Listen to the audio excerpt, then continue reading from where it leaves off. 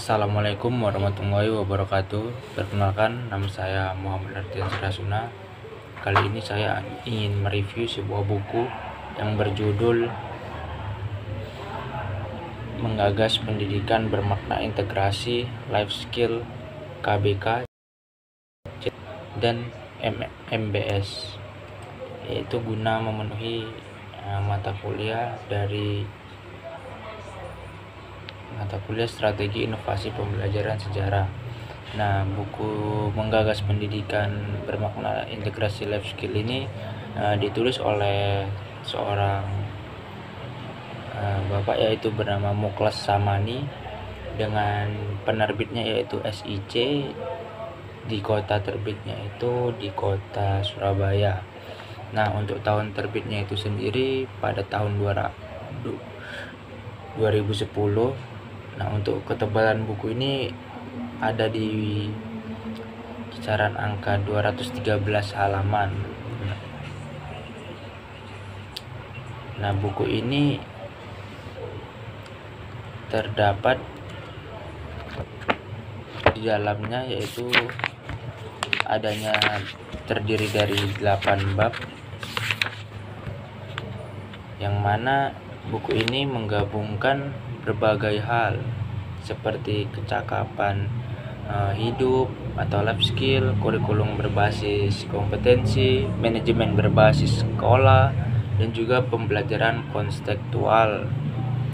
Nah, untuk di bagian awal buku ini kita akan diberikan atau disuguhkan beberapa kata pengantar dari tokoh-tokoh yang sangat berarti dalam memberikan navigasi pemahaman tentang buku ini. Nah, tokoh-tokoh tersebut yaitu seperti Profesor Dr. Budi Dharma, yaitu seorang mantan rektor IKIP Surabaya.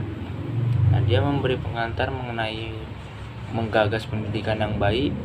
Nah, profesor ini mengatakan yaitu bahwa pendidikan pada hakikatnya tidak mungkin lepas dari sejarah umat manusia, sejarah sebuah bangsa dan negara, serta dengan sejarah pendidikan itu sendiri. Pendidikan digarap tanpa dengan mempertimbangkan sejarah serta identitas budaya kita sendiri, dan segalanya dikerjakan karena kita kurang menengok ke belakang dan kita juga kurang mampu menjangkau masa depan.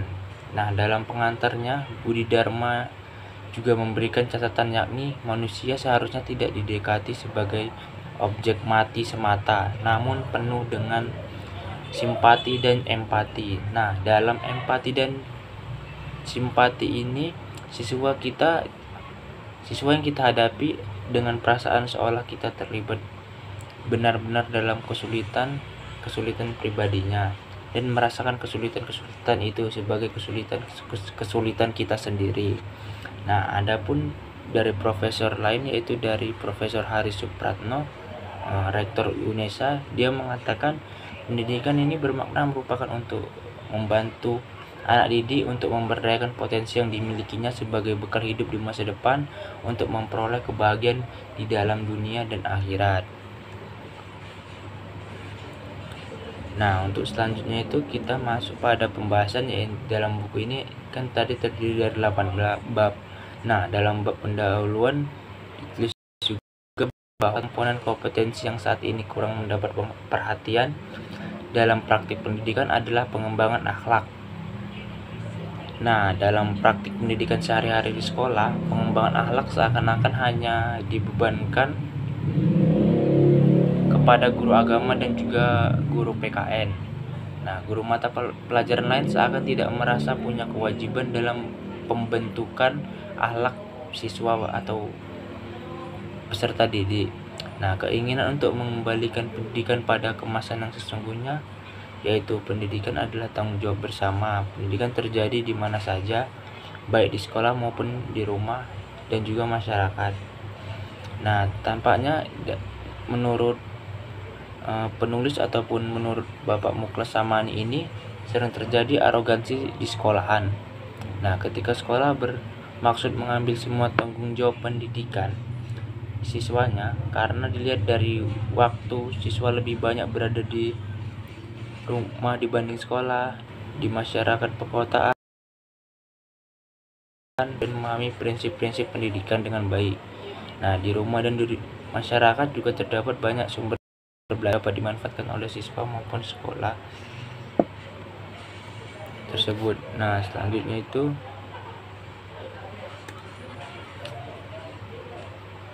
di dalam buku ini juga menjelaskan tentang realitas yang tertangkap sama dan sebangun oleh Robert T. Kiyosaki, yaitu seorang warga Jepang kelahiran Hawaii.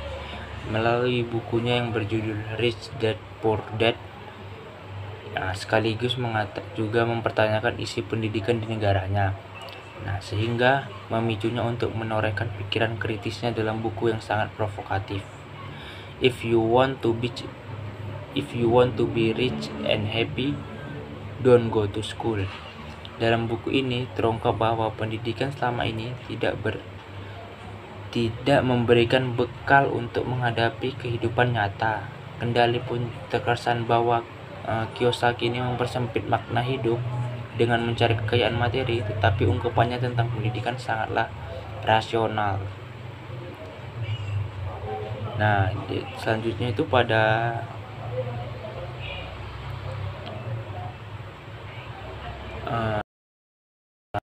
Kiyosaki juga mengatakan kita tidak boleh hanya memikirkan metode pembelajaran yang cocok dengan anak kita, tetapi juga harus berani mempertanyakan apakah materi yang dipelajari anak-anak memang sudah tepat atau belum.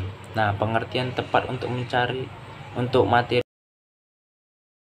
belajar pada filosofi belajar itu apa dan untuk apa anak harus sekolah. Nah, berbagai kelemahan pendidikan kita juga menjadi perhatiannya. Setelah output pendidikan yang cenderung melahirkan lulusan-lulusan yang kurang mampu dalam menuangkan gagasan.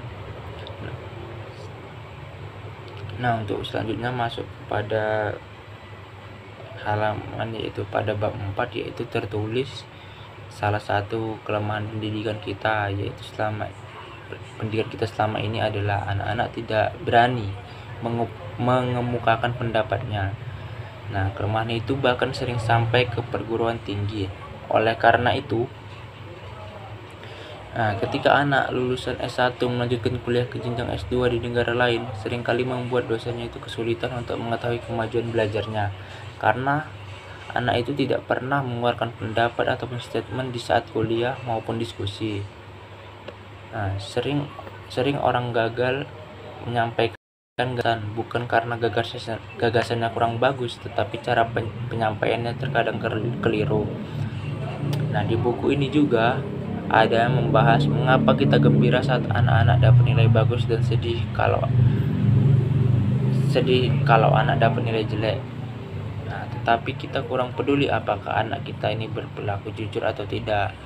Nah, untuk memperoleh nilai itu, inilah kesan yang sangat populer di masyarakat kita. Nah, ternyata perilaku orang tua sangat signifikan dalam melahirkan perilaku kurang jujur. Nah, di pendidikan kita ini terkadang adanya budaya mencontek yang akan menjadi sebuah kebiasaan baru yang dianggap halal-halal saja.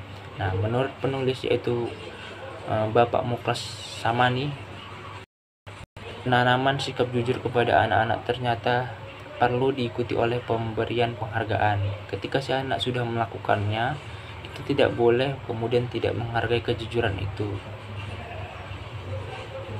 dan lebih mengedepankan aspek lainnya.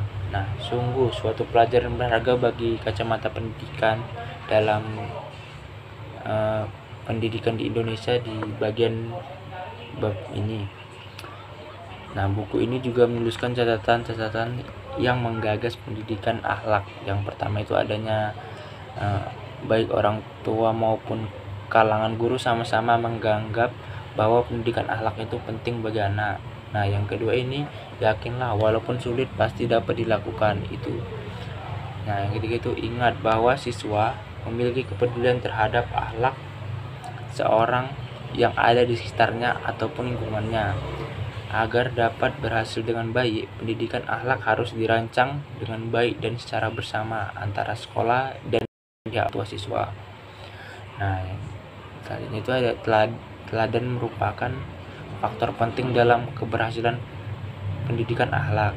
Nah, pendidikan anak ini juga harus dilakukan secara konsisten dan dalam jangka yang panjang, karena jika dilakukan dengan jangka pendek, maka hasilnya pun tidak terlihat dengan signifikan. Selanjutnya, di buku ini juga menyatakan terdapat asumsi-asumsi pendidikan yang salah atau kurang tepat. Nah, penulis melihat banyak praktik-praktik pendidikan yang bertahtakan asumsi yang salah. Nah, asumsi itu antara lain seperti asumsi bahwa tujuan pendidikan itu adalah mempelajari ilmu pengetahuan. Nah, oleh karena itu kurikulum ini kan dikembangkan berdasarkan ilmu pengetahuan, dan materi ajar diambil dari teori dan konsep dari ilmu pengetahuan yang paling mutakhir. Nah, yang kedua itu ada ilmu pengetahuan diasumsikan terbagi dalam berbagai bidang yang saling terpisah dan tidak saling sapa, misalnya matematika, fisika, ekonomi, psikologi, dan sebagainya. Padahal problematikanya kehidupan tidak dapat dipahami secara terkotak-kotak seperti ilmu pengetahuan yang selama ini ada. Nah, yang ketiga itu asumsi yang belajar itu berlangsung di ruang kelas dan mata pelajaran. Oleh karena itu, siswa itu kan seperti dikurung di dalam kelas selama jam pelajaran, jadinya membuat siswa itu terkadang lebih suntuk dan bosan. Nah, yang keempat itu ada anak diasumsikan tidak dapat belajar sendiri, sehingga guru harus mengajarinya. Nah, pola ini cenderung mengembangkan pendidikan yang doktriner. Nah, terkait praktik-praktik tersebut, berdasarkan asumsi yang salah tersebut, maka diperlukan mengkajinya dengan cermat dan merancang solusi cerdas. Nah, penulis buku ini mengakui seringkali dinuansai oleh kalimat-kalimat bijak dalam memicu gagasannya. Misalnya, ketika dalam artikel sebuah surat kabar memuat kalimat bijak, maka serta-merta akan melahirkan gagasan. Nah, suatu ketika penulis melintas di jalan raya, yaitu pada Jalan Gatot Subroto di Jakarta. Sebuah Opel Blazer yang melintasi di depannya. Tepat pada kaca belakang tertera stiker bertulisan "Whoever the president, our kids should go to school". Nah, kata-kata tersebut menarik perhatiannya. Nah, pikirannya ingin mengganti kata tersebut menjadi "Whoever the president, our kids should go to school and they get the best education". Nah, sehingga ketika membaca sebuah kabar tertangkap suatu kalimat bijak. Kalimat bijak itu adalah non scale set vitae discimus, yaitu artinya belajar bukan untuk sekolah tapi untuk kehidupan.